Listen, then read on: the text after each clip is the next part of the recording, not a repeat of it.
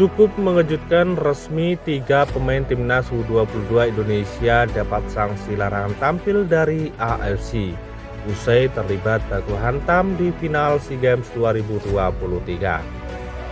Sejumlah pemain timnas U22 Indonesia mendapatkan sanksi berat dari Konfederasi Sepak Bola Asia atau AFC. Hal ini karena tindakan yang dilakukan oleh para pemain timnas U22 Indonesia pada final SEA Games 2023 di Kamboja.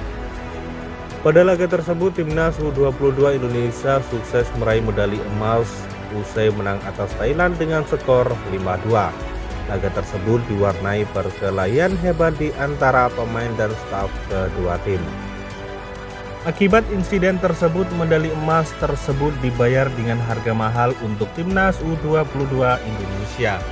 Pasalnya, AFC telah memutuskan sanksi berat untuk para pemain timnas U22 Indonesia.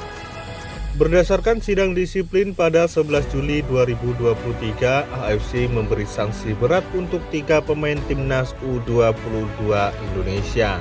Ketiga nama tersebut adalah Titan Agus Bagus Fauzi, Komang Teguh Trisnada, dan Taufani Muslihuddin. Ketiganya mendapatkan sanksi larangan tampil pada 6 pertandingan pada laga-laga resmi yang diakui oleh AFC. Khusus untuk nama Komang Teguh Trisnada, sanksi dari AFC lebih berat lagi karena hukuman kartu merah. Hal itu membuat Komang Teguh menerima sanksi tambahan larangan tampil sebanyak 1 pertandingan. Selain itu, nama Titan Agung dan Komang Teguh Trisnada mendapatkan denda tambahan dari aksi brutalnya.